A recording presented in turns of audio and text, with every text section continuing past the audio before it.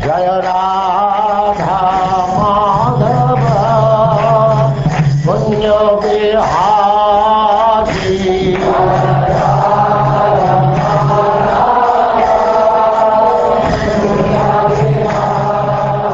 And now chapter 20. Bali Maharaj surrenders the universe.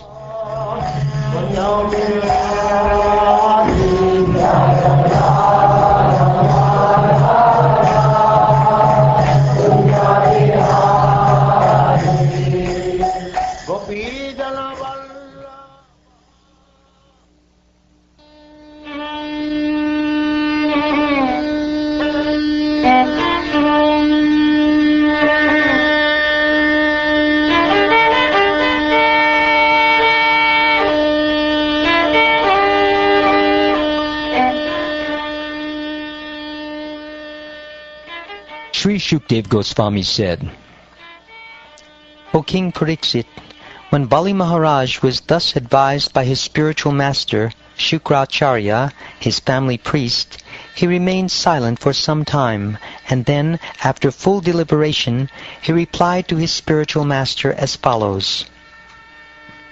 As you have already stated, the principle of religion that does not hinder one's economic development, sense gratification, fame, and means of livelihood is the real occupational duty of the householder. I also think that this religious principle is correct. I am the grandson of Maharaj Prahlad. How can I withdraw my promise because of greed for money when I have already said that I shall give this land?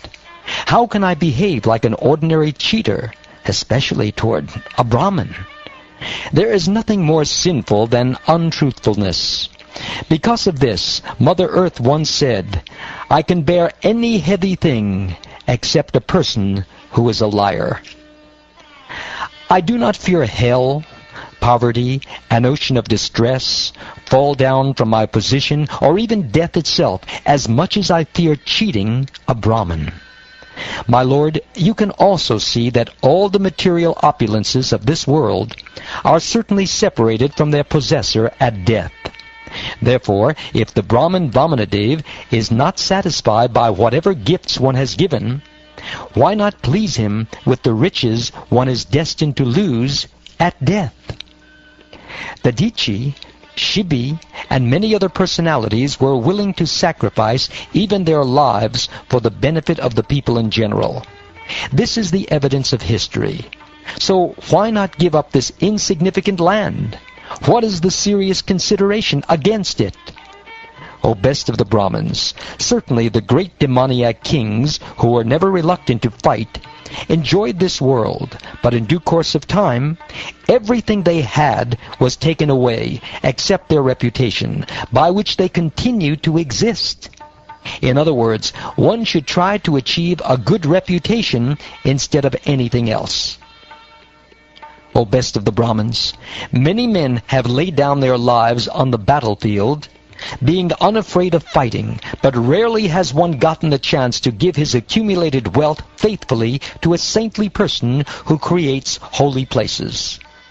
By giving charity, a benevolent and merciful person undoubtedly becomes even more auspicious, especially when he gives charity to a person like your good self. Under the circumstances, I must give this little brahmachari whatever charity he wants from me. O great sage, great saintly persons like you, being completely aware of the Vedic principles for performing ritualistic ceremonies and yagyas, worship Lord Vishnu in all circumstances.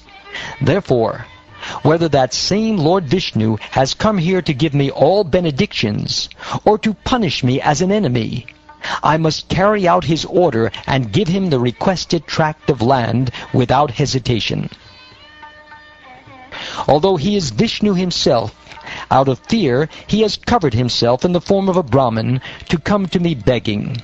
Under the circumstances, because he has assumed the form of a Brahmin, even if he irreligiously arrests me, or even kills me, I shall not retaliate, although he is my enemy. If this Brahmin really is Lord Vishnu, who is worshipped by Vedic hymns, he would never give up his widespread reputation. Either he would lie down having been killed by me, or he would kill me in a fight.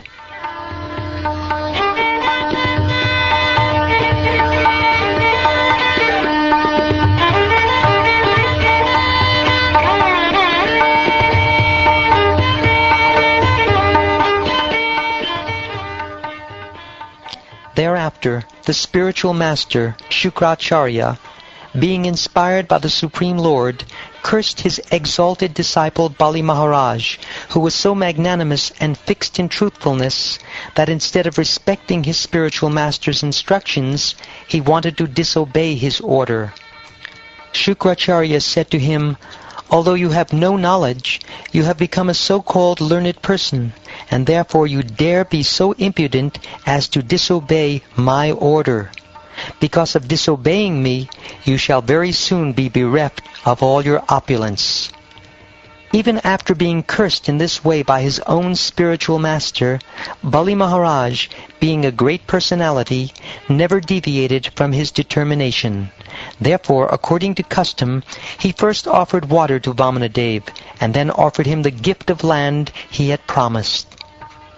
Bali Maharaj's wife, known as Vindhyavali, who was decorated with a necklace of pearls, immediately came and had a large golden water pot brought there, full of water with which to worship the Lord by washing his feet. Bali Maharaj, the worshipper of Lord Vamanadev, jubilantly washed the Lord's lotus feet, and then took the water on his head, for that water delivers the entire universe. At that time, the residents of the higher planetary system, namely the demigods, the Gandharvas, the Vidyadharas, the Siddhas, and the Charanas, all being very pleased by Bali Maharaj's simple, non-duplicitous act, praised his qualities and showered upon him millions of flowers. The Gandharvas, the Kimpurushas, and the Kinnaras sounded thousands and thousands of kettle drums and trumpets again and again, and they sang in great jubilation, declaring how exalted a person is Bali Maharaj, and what a difficult task he has performed. Even though he knew that Lord Vishnu was on the side of his enemies, he nonetheless gave the Lord the entire three worlds in charity. The unlimited Supreme Personality of Godhead, who had assumed the form of Vamana, then began increasing in size, acting in terms of the material energy, until everything in the universe was within his body, including the earth, the planetary systems, the sky, the directions, the various holes in the universe, the seas, the oceans, the birds, beasts, human beings, the demigods, and the great saintly persons.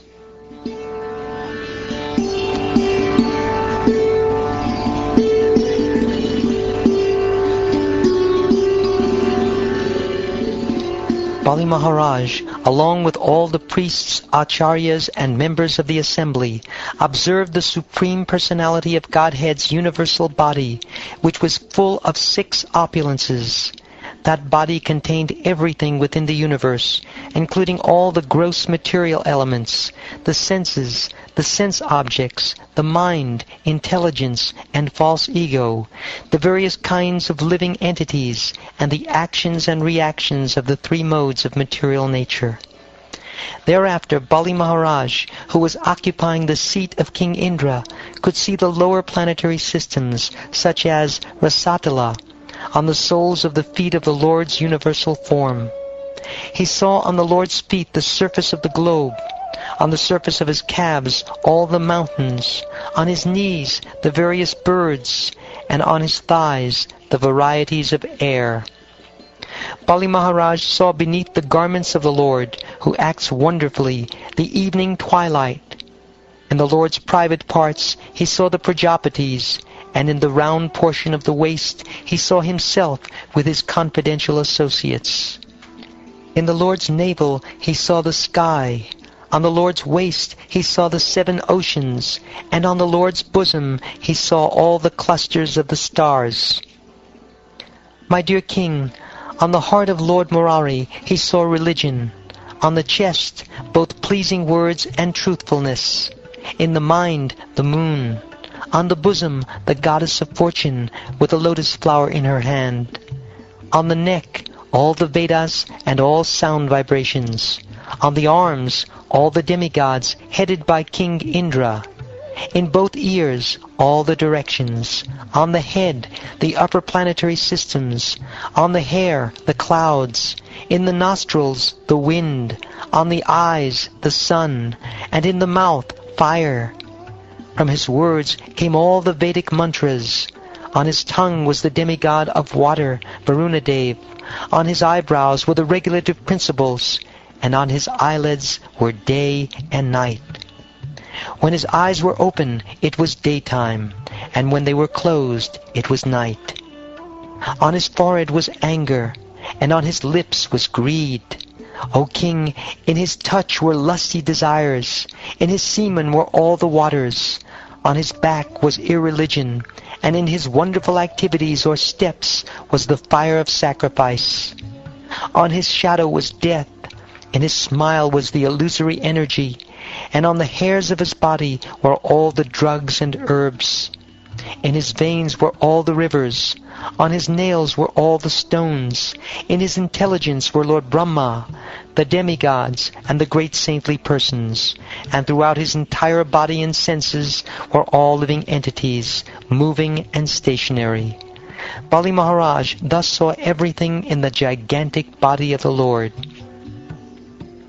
O king, when all the demons, the followers of Maharaj Bali, saw the universal form of the Supreme Personality of Godhead, who held everything within his body, when they saw in the Lord's hand his disc, known as the Sudarshan Chakra, which generates intolerable heat, and when they heard the tumultuous sound of his bow, all of these caused lamentation within their hearts. The Lord's conch shell, named Panchajanya, which made sounds like that of a cloud. The very forceful club, named Kamodaki. The sword named Vidyadhara, with a shield decorated with hundreds of moon-like spots. And also Akshaya Sayaka, the best of quivers. All of these appeared together to offer prayers to the Lord. These associates, headed by Sunanda and other chief associates, and accompanied by all the predominating deities of the various planets, offered prayers to the Lord, who wore a brilliant helmet, bracelets, and glittering earrings that resembled fish. On the Lord's bosom were the lock of hair called Srivatsa, and the transcendental jewel named Kaustuba.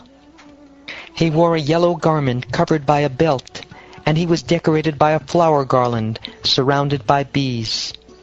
Manifesting himself in this way, O king, the Supreme Personality of Godhead, whose activities are wonderful, covered the entire surface of the earth with one footstep, the sky with his body, and all directions with his arms. As the Lord took his second step, he covered the heavenly planets, and not even a spot remained for the third step, for the Lord's foot extended higher and higher, beyond Mahaloka, Janaloka, Tapoloka, and even Satyaloka.